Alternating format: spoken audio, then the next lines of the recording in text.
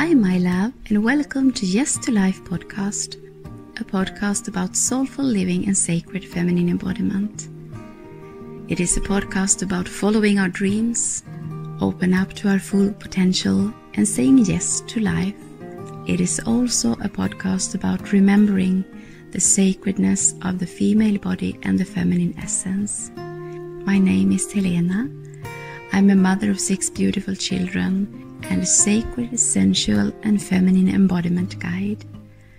I help women in all stages of their lives to love, adore and understand their female bodies, to celebrate their feminine essence and to awakening their inner goddess.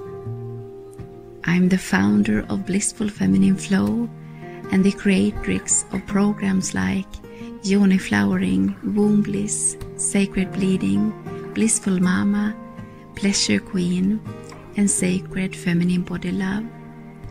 I have always been very open and sensitive and have a feeling that more is possible. Beside my deep love and curiosity for the female body and the feminine essence, which I got mostly from my own pregnancy, birth and motherhood, I am also very fascinated about people who have dared to walk their own path and follow their dreams and are showing us that more is possible. I can see the power of us coming together and have these deep conversations about the things that we care about. I can also see the gift of listening to these deep conversations. That's why I started this podcast. If this touches something deep within you, please stay tuned and let's get started with today's episode.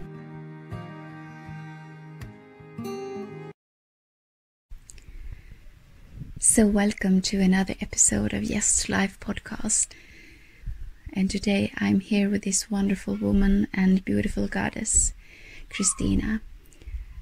I have had another conversation with her in an earlier episode that was in Swedish, and this one is in English, and we are talking about sacred birth.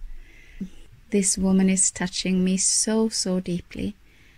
I absolutely love and adore her. She always gives me goosebumps, and I nearly start to cry because she's speaking truth.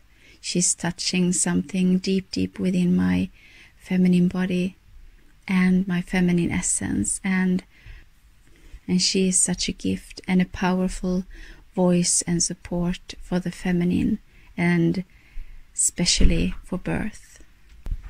So let us just dive into our conversation and open up and listen to her magic. So, hi my loves, and welcome to another episode of Yes to Life podcast. And today I am here again with the lovely Kristina Turner, this beautiful woman who I get goosebumps of listening to, and also tears in my eyes, because what she says and how she says it is touching something deep within my female body and my feminine essence. It's like she's speaking the truth, and something inside of me is recognizing it, and it's awakening some kind of power, and it's also relieving in some way. And we had a conversation in Swedish a few weeks ago, and today we are here and recording an episode in English, and we are going to talk about sacred birth and sacred motherhood. So welcome, Kristina. Thank you so much. It's a pleasure to be here. This is my favorite thing to do. Yes. Speak to wonderful women about the beauty of the female body and soul. Yes. And I feel in the moment I get in this conversation with you, it's opening another dimension. You are a portal to the Great Mother and to this female power that is a little bit forgotten. And when I say sacred birth, what is coming up inside of you? Like you say, this is something that has been forgotten, and not just forgotten, but intentionally covered and hidden by a society that is so terrified of the power and the love and the creative force inherent in female biology, in women's bodies and souls, that it's been systematically suppressed or tried to be ordered. I think it's been an attempt to order, control, and structure the very vital life force itself. So the sacredness of birth lies in recognizing the sacredness of the feminine creative principle, the creatrix of the cosmos. So it's bigger than just where and how we give birth, whether it's in hospitals or at home, or just those moments, hours or days that actual physical birth takes place. It's something much bigger for civilization as a whole, and we stand together, men and women, on the threshold of a new world, a new future. I think we all instinctively feel these strange collapsing times are also the birthing force of a new world. And in order to be present to it and be the conduits of the healing, calming, salutary force of Mother Earth, we need to stand in resonance with those birthing energies and the sacred feminine. So that's what comes up for me when you say, what do you think of when you hear the word sacred birth? Yeah, that's the essence of it for me. Yes. And I can feel I have carried 6 babies and birthed 6 babies, and there's no other part of my life that I have been so connected to that force ever. And that's so amazing, because it's transform us if we allow it to do so. Absolutely. I mean, it's a potential doorway to profound spiritual initiation. Woman is blessed that she has this open passage to the interface with the mystery of creation itself, in that she experiences in her body the entire unfolding of all the laws of creation. She grows from nothing, from a single cell, a complete human being in her body. So she has access to this miracle of creation. And she goes through this journey of transformation, potentially, if she is not disturbed, interrupted, interfered with, during this sacred passage, this sacred transition from one state to another, from maiden to mother, from mother of one to mother of two, from mother of two to mother of three, and so on, because each transition is equally significant and powerful, because you are being reborn yourself as a human.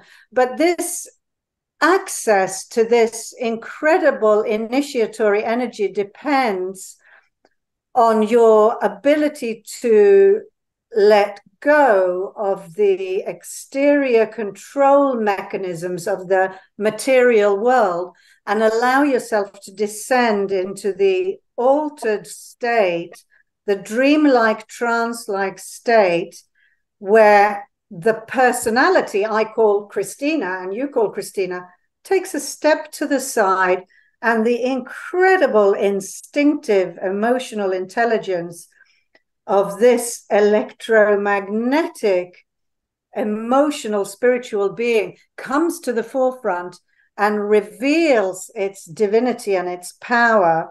And that is what happens to woman when she gives birth. And if it is undisturbed, as I said, you recognize this, you resonate with this, and you see, oh my goodness, that power is I. It is the force of creation, the force of the cosmos, and that is I. And this is the most empowering fast track to spiritual initiation available to humans. And this is why in traditional cultures before patriarchy, woman and the female cyclical body was venerated as divine, as the source of life. And this is there's been an attempt to control and suppress it because it holds this unbridled power. So that sacred portal, to access it, and that transformational journey is key to be able to step out of the way. And the way modern maternity systems are designed and our view of the female body, of women in society, are directly rigged against creating the conditions where this is possible.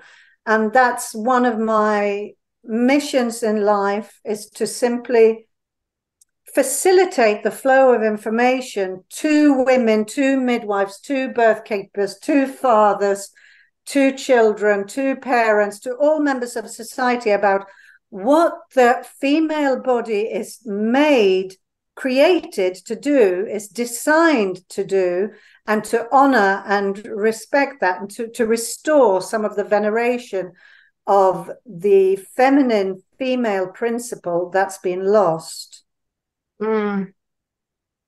Absolutely. Yes, this is so beautiful. And I also think that it starts when we get to know that we are pregnant, because I have helped so many women who have come to me who have longing for being pregnant. And then when they know they get so scared.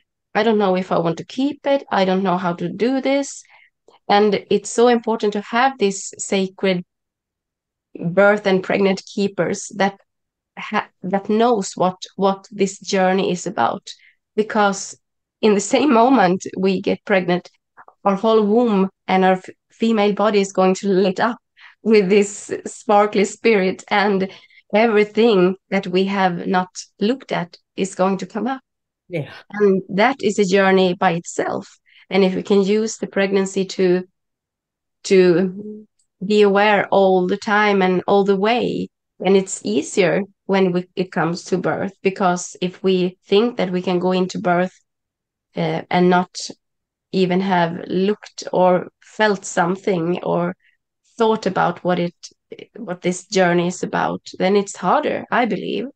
What's your view? Absolutely. And that's why it's so important to recognize birth as a rite of passage and to hold ceremonial ritual space for women in this transition that you described. You realize when you're pregnant, you realize that there's this unstoppable unfolding within your own biology that is going to change your life forever.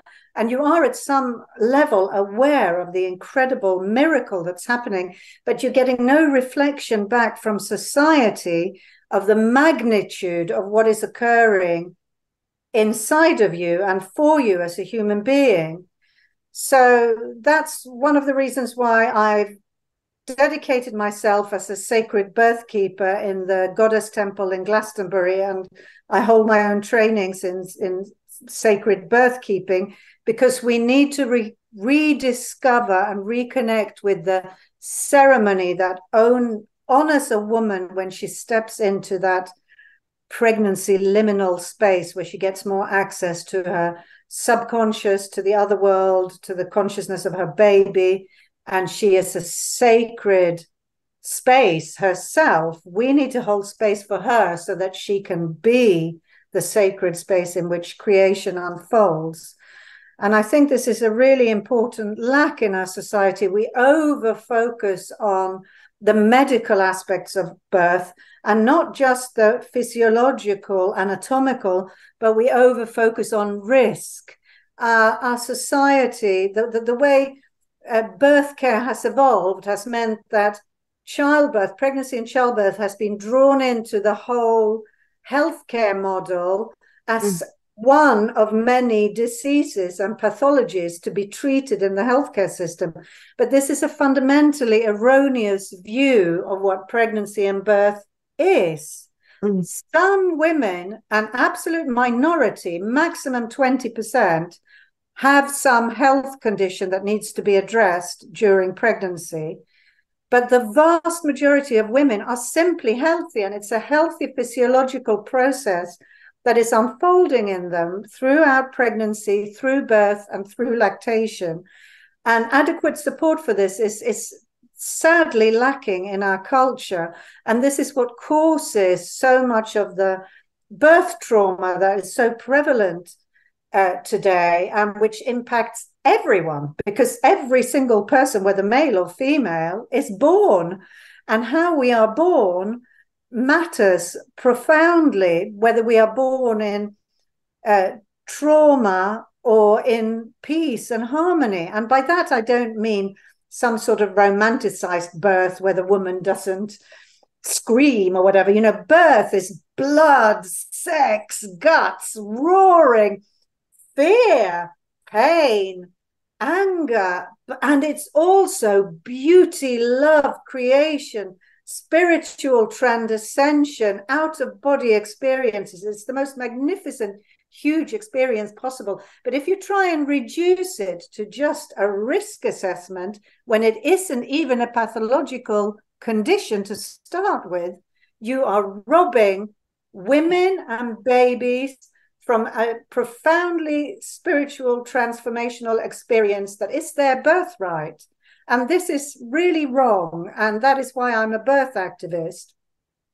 So although now my focus is on maintaining the sacredness of birth and enabling, facilitating for women to hold mother blessing ceremonies, mother circles, pregnancy circles, drumming for pregnant women, supporting women at birth with essential oils, natural herbs, and this sort of thing. It is still a key part of maintaining that sacred space, or rather opening up that sacred space for many people, is by informing them of the dysfunctionality of the existing maternity system. So it may sound like you are scaremongering or worrying women unnecessarily when you highlight all the systemic problems associated with the intervention cascade, which can only happen in a hospital, where women are harmed by hospital procedures designed to help them. It's not intentional. There's no intentional harming going on here. It's systemic, and it's part of our collective responsibility, and it's based in our view of woman. It's a subconscious view of woman, subconscious misogyny that we all carry, including myself, because we've been inculcated to think this way from birth. But anyway, so an important part of maintaining sacred birth space for current and future generations of women is to make visible the information about the systemic problems and the iatrogenic harm. That means harm caused by the institutions, harm caused by the healthcare system. We must keep our eye on both sides of the coin. We can't just focus on the problems. I tried that for a long time. I tried changing the system, lobbying politicians, writing newspaper articles, writing books, speaking to midwives, lobbying doctors, occupying maternity clinics. I've been there, done that, just about everything you can do, trying to change the external. That won't lead anywhere, because the system is much, much bigger than the genuine, authentic needs of pregnant and birthing women. And it's much, much bigger than the genuine and authentic scientific evidence, which is not implemented because it's not efficient enough for this strange paradigm that birth has been sucked into. So it's very important to continue to highlight those systemic structural problems, but simultaneously putting an equal amount of energy into creating that which is lacking. And that includes these kind of networks that you are building, where we mutually support each other in recognizing and valuing the female body, female biology, female soul, Mother Earth, and try to restore some of this imbalance that has occurred after 5,000 years of patriarchy. And again, I want to make it very clear, this is in no way putting the blame on men. It's not men that are the problem at all, toxic masculinity and all that stuff. That's not the real problem. The real problem is our mutually shared, our mutual responsibility for maintaining a status quo that is fundamentally unhealthy for both sexes and for our children of both sexes. So once you've seen this, you can't really unsee it. Once you've opened your eyes to the fact that, well, obviously the divine can't just be one sex. Like, why should God be just male? Once you started on a spiritual journey, a genuine spiritual search, you realize that the true divine, the sense of awe, wonder, mystery, miracle that we can all experience, whether male or female, that goes way beyond this polarity of sex or gender. That is a distinct part of this material realm we find ourselves in. Once you've seen that and you start looking at the archaeological evidence, and you see for yourself that there has been a time in the history of humanity where the feminine principle was held in a much higher veneration, and that did not in any way mean a matriarchy in the sense of the opposite of a patriarchy, like women were in charge and women bossed everyone around. That's nonsense. That's a nonsense. What we are seeking is fuller lives for all. And nowhere is it clearer than in maternity services that harmful patriarchal structures are upheld largely by women in that particular sphere, which is very strange. But it was, once you've seen it, you can't unsee it either, because the vast majority of midwives are women. Most obstetricians these days are women. Most of the politicians I've addressed on social and healthcare issues have been women. And they are upholding the patriarchal system that are leading to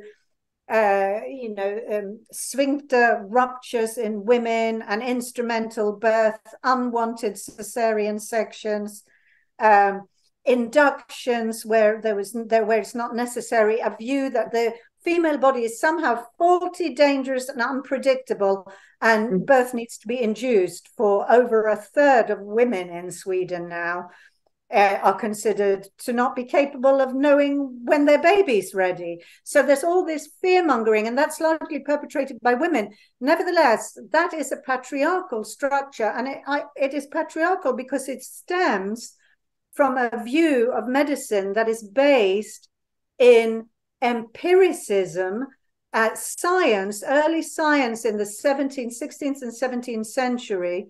Only men were allowed to practice medicine. Men had access to Latin, and only men were allowed to participate in autopsies. And this is the period during which the circulatory system was discovered and more understanding of the biological processes of the body.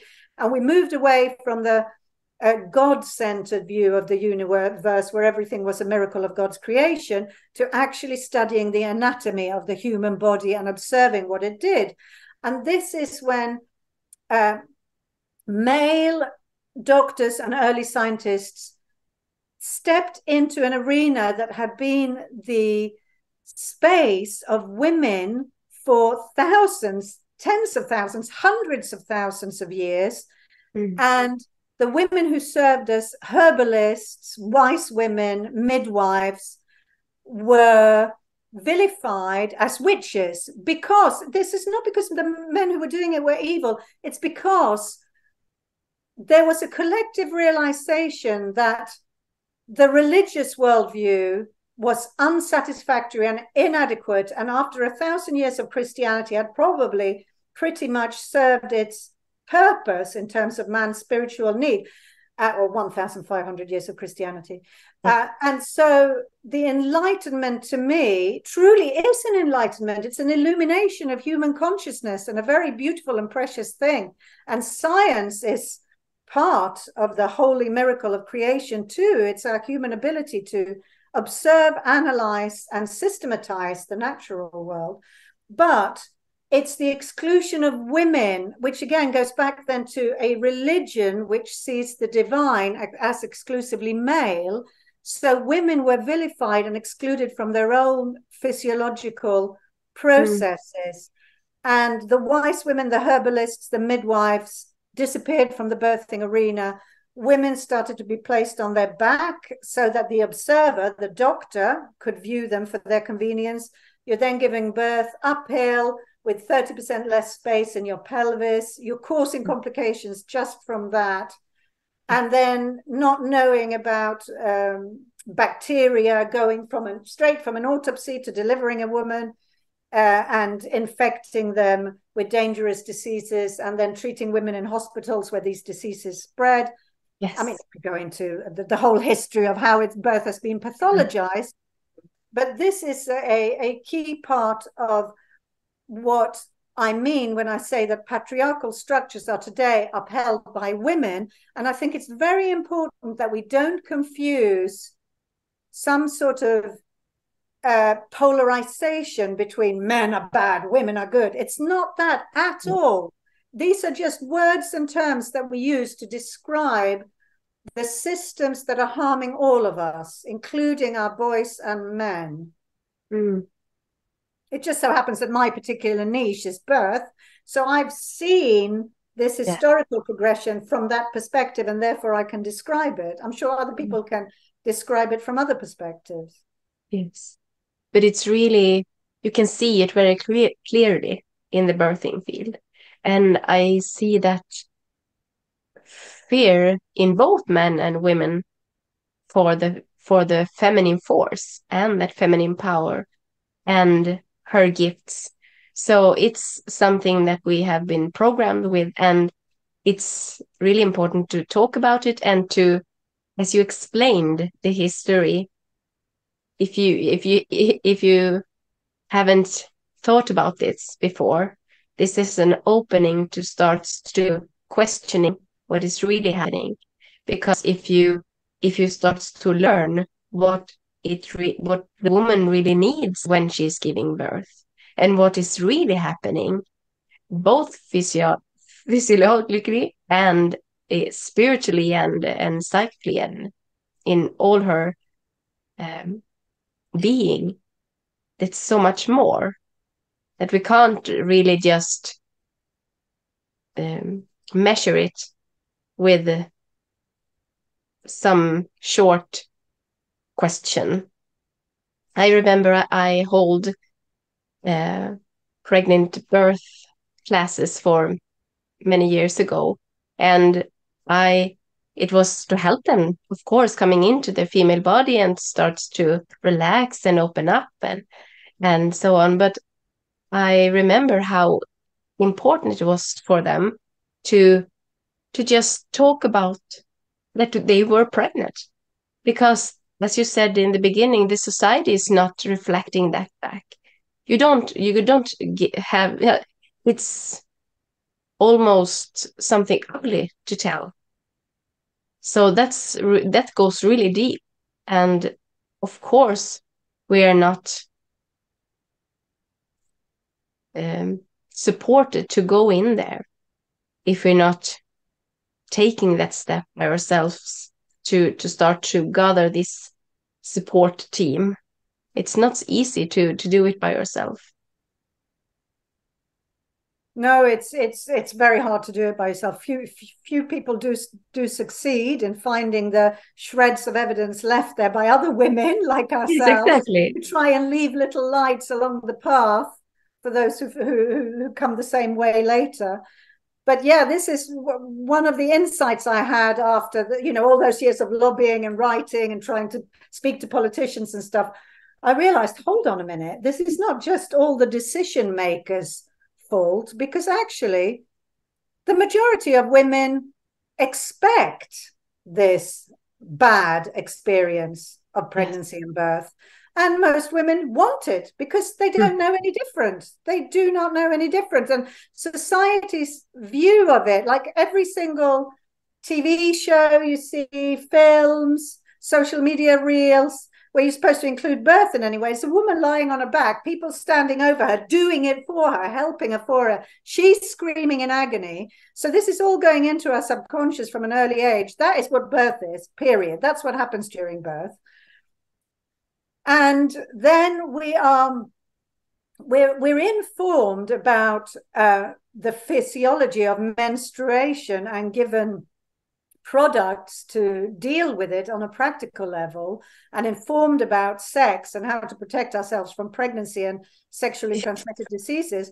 But we are taught nothing about the holiness of the cycle of the female body and how it is connected to the cycle of the moon, of the year, of the seasons, of the goddesses, of the gods. So we haven't got that spiritual, visceral connection with everything that lives and breathes and changes. We just see it as a bit of an inconvenience. Take a couple of paracetamol and put a Tampax up and then just carry on as normal. So we're actually missing out on a huge untapped resource of ebb and flow that's built into our systems, which is our power, our magic power of the month, where we can see within and we can see what's really wrong in life. You know, that's when we explode, because we're no longer prepared to put up with the bullshit around us. But we're not taught to view it that way. We're taught to view it as, oh my God, she's so premenstrual again. What a pain. Women are so unpredictable. Their moods are always changing. So that's one thing. But another equally important thing that I would really like to see, and I've tried to advocate for, is teaching in schools from about the same age as you start sex education and talk about periods, teaching about the hormonal system and how it works, and particularly how sensitive it is to disruption during birth, that you need your own personal internally generated oxytocin to flood your body during birth, and that's a very fragile flow. And we could start this teaching by talking about the changes in hormonal levels during the menstrual cycle. And I think this is a very important thing to teach boys as well as girls, because you're going to understand more about the mystery of creation and biology, but also you will make fathers better prepared to support their women during pregnancy and birth, because this endogenous oxytocin that we produce when we are in a harmonious state where we feel safe, it might be dark, touch, being in water helps, all those things that then trigger the contractions of your particular individual womb in this exquisite dance of communication with the oxytocin being produced in your brain, and the contractions of your womb, which sends signals back to your brain, which creates more oxytocin, which goes back to your womb, makes your womb contract harder, and goes back up to the brain and floods your brain. And it's flooding your brain with this oxytocin that is also creating endorphins. And that is what is putting you into this transcendental, trance-like liminal state. Your brain and your body is flooded with this explosion of hormones that you don't see during the rest of your life, during birth. Who needs ayahuasca when you can give birth? Exactly.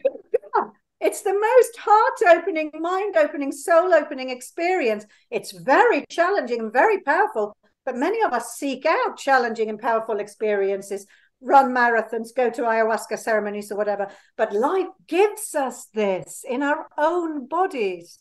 And anyway, so this hormonal flow, this dance between different parts of your biology and your brain, means that your brain is continuously flooded with calm-inducing, pain-relieving, trance-creating hormones and neurotransmitters.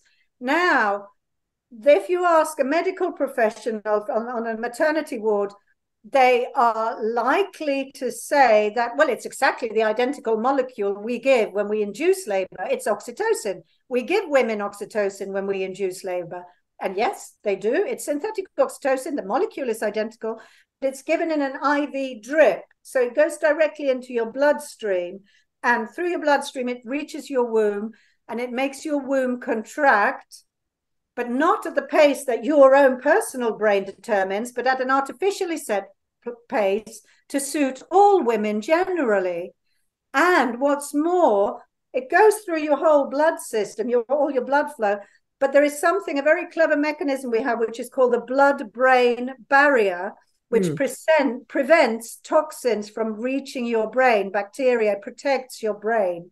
So there's this filter that means that the synthetic oxytocin does not reach your brain. So you get none of the calming, pain-relieving effects of oxytocin, but you get all the womb contracting effects. So what happens is women are in much more pain than they would be if their own brain was producing the oxytocin. They then eventually surrender, feel like they've failed, and scream for an epidural, which of course is then readily available because that's where they are. And this is the start of the intervention cascade.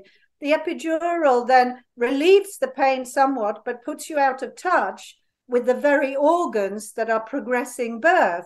You can't really feel it. And what often happens is that labor stalls or slows down. So you have to increase the oxytocin, the synthetic oxytocin again. That increases the pain again. You have to add more epidural. And before you know it, you've got a baby that's distressed because it's being clamped so tight, it's not getting enough blood from the placenta through the umbilical cord. And then you get the instrumental birth, and then you get the big tears. This is obviously not the case for everyone, but this is an internationally, globally, scientifically recognized phenomenon known as the intervention cascade. And women are withheld this information because we're not supposed to scare women. But to me, that is to disempower women from making truly informed, evidence-based decisions. And that's why I have decided now to dedicate my life to informing women that their bodies are glorious, miraculous, and made to birth, and the vast majority are healthy. And in this Western modern world we live in, we can all be screened during the antenatal period when we're pregnant, and anyone with any serious health conditions can be selected for the kind of medical support they might need. But the other women who are simply healthy, my recommendation is to read up and make truly informed decisions on your body, because you're the one who's going to suffer the lifelong consequences of the physical health of your yoni, your uterus, your baby, the potential for that, and from the psychological potential mental health issues that can arise from a traumatic birth. And what I'm finding more and more with partners as well, the fathers who are now more willing to speak out and recognize their birth trauma from having witnessed these instrumental obstetric violence incidents that are so common in hospitals. And that is then sold to you, presented to you as, oh, well, this is the safest possible way to give birth. We have the best, safest healthcare services in the West, Sweden in particular. But, you know, the narrative is very similar around the Western world. And it's, again, I hasten to add, it's not because people are evil or are doing this knowingly. It is a systemic problem that we need to shed light on collectively. And your work is so important in this, in raising the significance of the feminine female principle and allowing us to live in that and not just suppress it in the name of some sort of perceived equality, which basically is supposed to mean we're supposed to be the same as men. In other words, we should bottle feed as well, and preferably not give birth at all. If it can be done without us experiencing anything, that would be ideal. That's not equality. That's I don't know what is the opposite of emasculation. It's like, you know, tearing out our feminine essence, our real superpower, the key to our power. Yes. And it's so important to describe it as you do, because, as I said earlier, I don't think that the most people haven't even thought about it. We just taking it in what's in front of us, and we have to do our own research to find something different. And for me, I think my whole life I have thought that this is the portal. So then it has been easier for me to find this information, but we have to spread it in larger ways. And I saw a question on your site some days ago, maybe it was yesterday, where you asked, I think it was, what was the first thing you heard about birth? Was it the question? Yeah. Yes, And that's right. yes, and I thought about it, and the first thing that comes up was powerful. So my mother had her view of birth powerful. And for me now it's ecstatic and blissful. And so I think we are also sharing our own experience with the rest of the world. And I think you have said it many times before, that this is not to make anybody to feel less than if you don't have had this blissful birth or a powerful birth, because it's also important what kind of space you're in. If we are talking about sex and birth, it's the same. You can't have a good time if you're not, if the space is not for you. Exactly. Absolutely. What gets the baby in gets the baby out. It's very similar hormonal processes. And it's also, another good analogy is pooing. Where do you poo? I mean, you can't really, could you poo in a hospital room sitting up, perched up on a bed? I personally would struggle to do that. Yes. But, in your own home, in your own space, you close the door, you're private, you're not going to be disturbed. You can open up. Yeah. And birth is a similar thing. And like you say, sex is it's a very similar thing. And I like to draw the analogy to try and illustrate, if we were to treat erections with the disregard that we treat women's biology and the changing of their tissues during birth, you get quite a crazy, ridiculous situation where you're telling a couple to come into hospital, have sex on the hospital bed. The man can't quite get an erection because everyone's looking at him. The lights are on. There are people coming and going in the corridor. So the midwife comes in, or the nurse comes in and says, "Oh, I think your erection's a bit weak. We better induce you." And give him an injection, makes the erection so hard it hurts. He's screaming for pain relief. And do you see what I mean? I don't want to be too graphic, but I think it does also help to be graphic, because these are our most precious, sensual, sensitive, gorgeous tissues that are being abused and interfered with during birth systematically. And we need to speak the truth about this. I've had enough of trying to placate midwives, general sensibilities, doctors, politicians, whatever. I don't really care anymore if they think I'm completely crazy or whatever. I'm going to speak the truth that I see, and then it is up to women to ask themselves inwardly, what is their truth? Where are they in their bodies? How do they feel about their yoni, their vagina, their vulva, their anus, their womb, their ovaries, all these, their breasts, all these miraculous processes that play out in our body? What is your connection with them?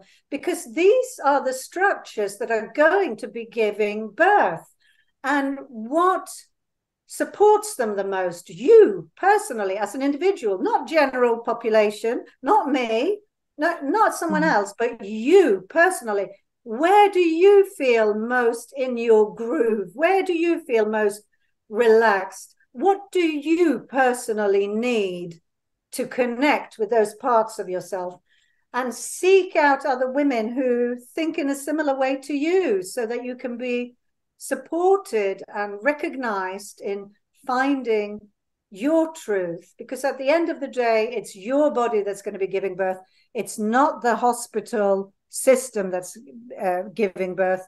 The hospital system is designed to be as efficient for as many people as possible. And the research evidence, which is so well-meaning, is based on an average of tens of thousands of women, but none of them are you. You, yes, as an individual, have utterly unique health conditions, educational status, spiritual beliefs, biological needs. So really, it's this effort of placing the woman at the center of birth that is key to a healthy, physiological, positive birth experience. Because when she is in charge and she is trusted and she trusts herself, she will know what her needs are, and she will be able to voice that and speak that, and those around her can support her in moving into the position she needs to be in, getting into the element she needs to be in, whether it's water or in the air or going outside or whatever.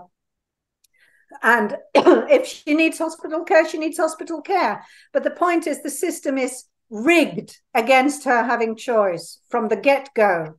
And that's what we need to shed light on. Yeah.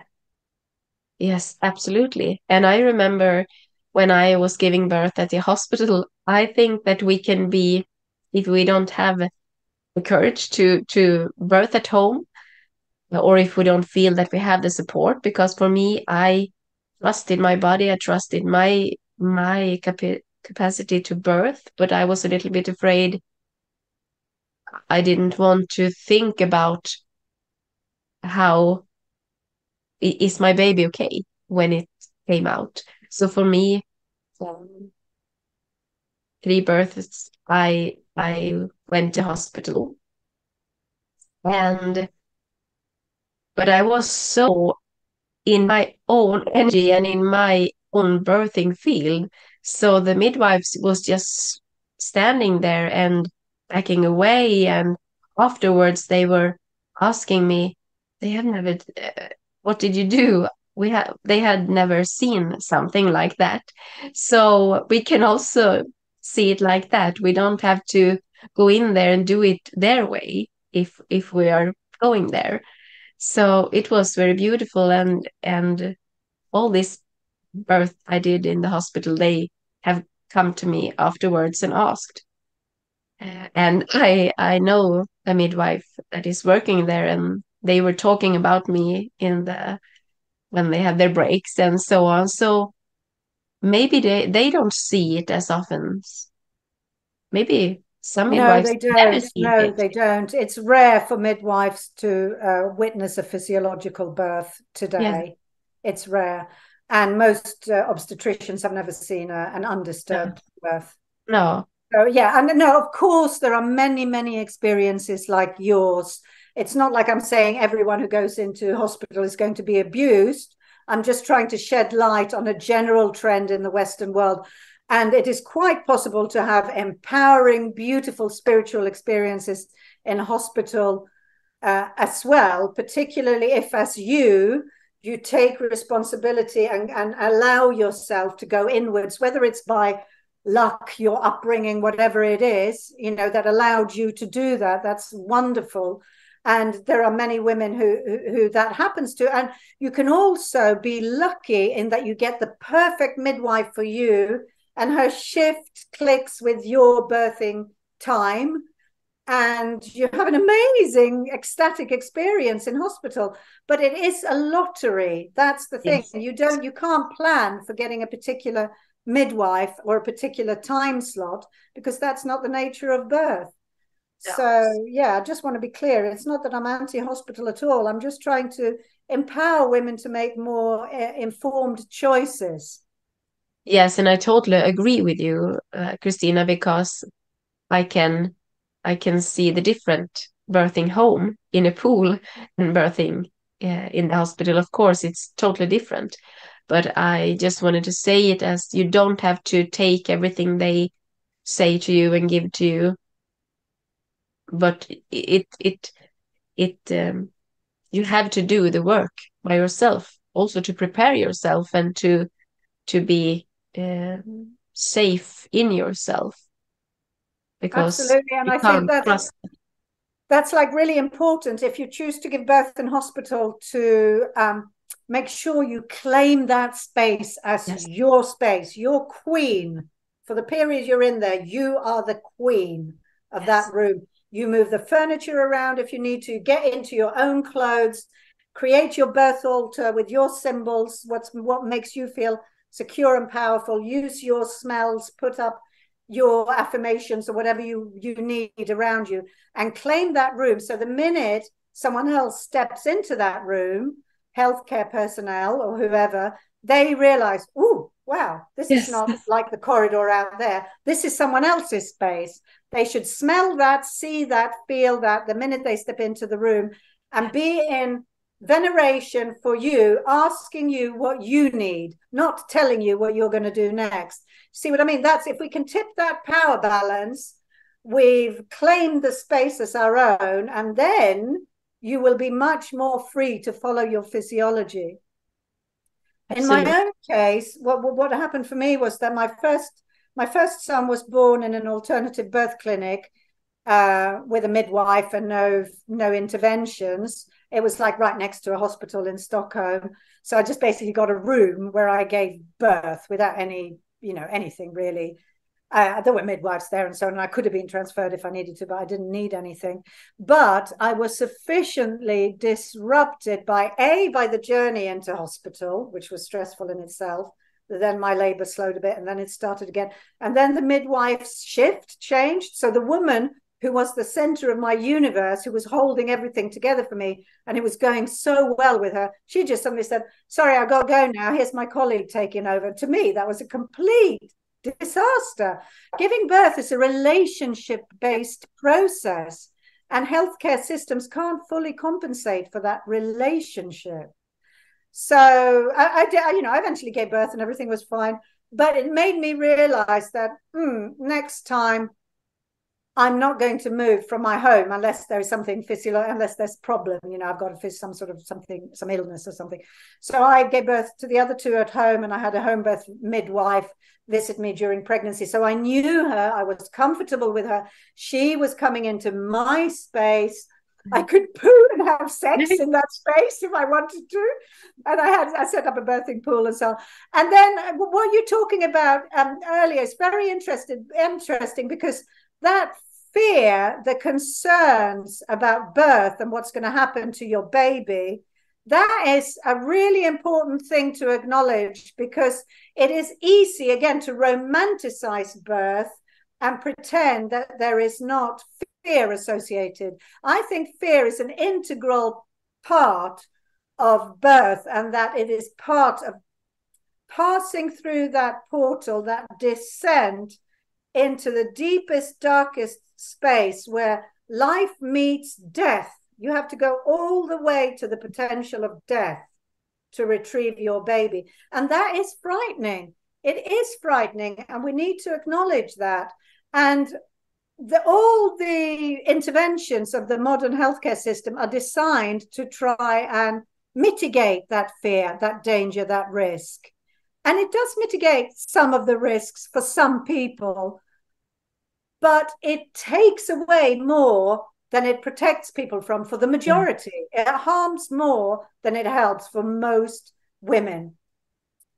But how I chose to deal with that with my other two births was, I guess, what you could call radical responsibility. I accepted and took upon myself full responsibility for my birth, its outcome, what would happen.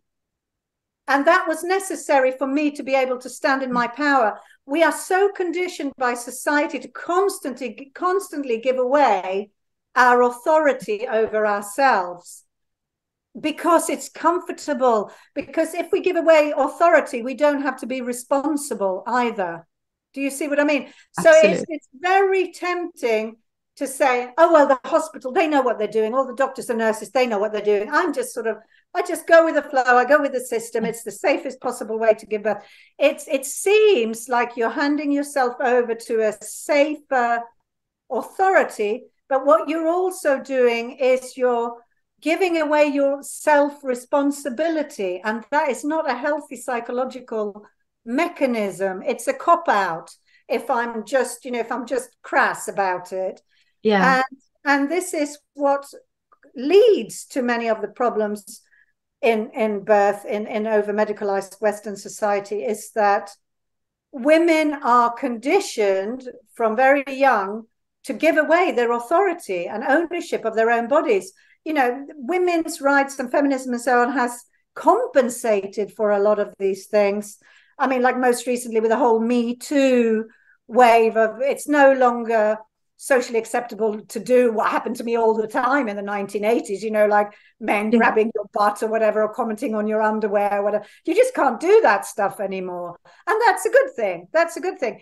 But in pregnancy and birth, it's like feminism has a blind spot, because in our striving to be equal with men, we want to deny our biology. Yeah. And so therefore, we find it difficult to take on that responsibility and that autonomy in the birth room, because we don't want to be reduced to our biology. Oh, so is that all women are, like baby making factories or whatever? No, of course not. But the fact is that our female biology is what gives us our power. And as long as we try to separate female biology from what it means to be a woman, we are selling ourselves short. And this is what I think is one of the main issues I have with modern feminism, is that it does not value pregnancy, birth, motherhood, breastfeeding in the way it should be valued. Yeah, absolutely. And to feel that, to trust that inner knowing. So it was really beautiful to have this birth at home with a midwife that was just walking around with love and watching me do it by myself, and then just giving me some eye contact where I saw that this is okay, move on. She didn't have to say so much. So I absolutely understand what you say, and I agree with it, because you have to go inwards and start to listen and to trust, and that what the fear is may be different for different women, but we have to do that journey. That's nobody that's going to do it for us. And what I love so much about how you're talking about it is that it's a greater experience. It's a spiritual experience. When you were talking about the hormones, and I think the fear of birth can be both the pain in the physical body, but it can also be the fear of the expansion of the heart and the expansion of the awareness of the creation. And if you're not allowing this to happen, you can also stopping the process. Absolutely. I think it's indicative of where we are as a civilization, as a species, that we do not wish to see our inherent greatness, which paradoxically also means our complete insignificance in a cosmic context, in a planetary context. But that is our greatness, is that we are part of this mystery, this miracle of creation, that we are unable to fully understand and integrate in our material selves, in our everyday lives, but that certain transcendental experiences, peak experiences in our life, give us a glimpse into this transmaterial reality, I guess I would say, or metaphysical reality, what lies beyond our senses. And the journey to those higher consciousness realms goes through the coarse, dense matters of the physical material body. So the way up is the way down. And that is exactly what birth is. Yes. Oh, beautiful. And I just want to say or hear your opinion about the how we as women are being affected by if we're being, because abuse in the birthing room can be like an sexual abuse, and how that affects us as women in the rest of life, how we can dare to go and speak, and how we can show up as women. Is this something that you also have seen? I heard you say something about you are now going to work more also about healing birth trauma. Is this something that you have seen too? Absolutely. And I think you're so right that about the voice, you know, women who've been traumatized at birth, they lose access to that deeply anchored, relaxed, vagus nerve, womb-rooted sense of voice that comes from your belly. And to not have a voice is a precondition for anger, resentment, and a withering of some of what you are. So it's hindering you from flourishing fully and standing in your power. And abuse in the birth room is so endemic today that it has become normalized. And this is what I see when the research evidence is presented in the media, for example, by like the Swedish Midwife Federation recently published an article summarizing the overwhelming evidence on the safety of home birth for a majority of women. They were attacked by columnists, editors, publishers, all of whom were women, saying that, what is this kind of earth mother, natural loving, hippie nonsense? How dare you as midwives say something like this? Because birth is really, really dangerous. And if I wouldn't have given birth in hospital, my baby would have died or I would have died. And this is contrary to what the actual scientific, born out of the Enlightenment, that whole patriarchal culture, what the science says is no longer valid, because these belief systems that the abuse must be justified are so deeply ingrained in us that we will hold on to that narrative no matter what, because it's the only thing that makes our reality bearable. Because if we accept that what happened to me in the birth room wasn't necessary, it was a systemic failure, it was something that is known as obstetric violence, equivalent to rape, if we accept that, life becomes very hard to endure. So I've seen two kinds of responses to birth trauma. The most common response to birth trauma is what I've just described. You hold on to a narrative that the perpetrator of the abuse is actually the person who rescued you, or rather the system that rescued you. So it's like what we call the Stockholm syndrome. You project positive feelings on your abuser in the hope that you're going to avoid further abuse in the future. The other response, which is more rare, but which also happens, is moment of clarity, clairvoyance, where you just see through the whole system and you realize, shit, It wasn't my body that was faulty. No. Everything was rigged against me. And those women go on to reclaim birth, and they have VBACs, vaginal birth after cesarean section, or they have, empowering births after a first traumatizing birth experience. So that happens as well. But yes, it's very common. I would say it's endemic in Western society, birth trauma.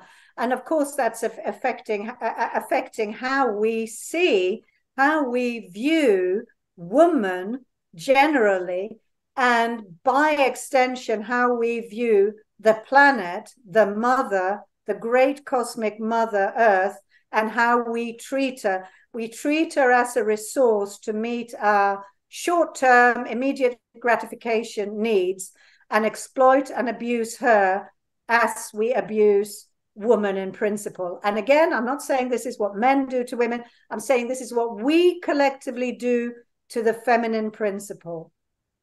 Yes. And also giving her a voice. And you are that voice. I just love it, because the women who come to me, we are talking much about the yoni and the pelvic and the female body, of course, but also they can have been depressed, and when they start to understand that, oh, this is a connection here, this was not my fault, something is starting to open up again. And I think why we are not hearing so much about it from the women who have been deeply traumatized is because they have lost their voice in that trauma. So we have to help them to get this out there. Exactly. Yeah. Yeah. So is there something more that you want to share, Kristina? What's your... Yeah, just welcome to follow me if you wish on social media, Own Your Birth and Braïdo Organics. Braïdo is the ancient Scandinavian mother goddess, and under that banner I create products to support physiological, spiritual birth experiences that are handmade, organic, ethical, sustainable. I do sacred birth affirmation cards, and I'm involved in the creation of a sacred birth centre here in the UK, where I live, in Glastonbury. So anyone who resonates with this, welcome to check those things out. And thank you so much for giving me this opportunity to speak about our favorite topic, women and their amazing powers. Yes, I feel that we can go on for hours. This is so, and I feel that when we're talking about it, it's just opening more and more doors. And in some way, we are just making the dots or weaving something, so you can see it clearer. So it's I'm so thankful, and I will share all your links. I highly recommend you to go and follow her, because this is a woman that you want to have in your life, and to see what she's doing. An absolutely gift. And she's so, I would say you, Kristina, because you're here. You're so, I love your openness and your authenticity. That's helping your words to go deep within. And I love speaking to you. And thank you, dear sister. Thank you for holding space for us. Yes. And I will say thank you to you, and thank you to all of you who have listened. Thank you.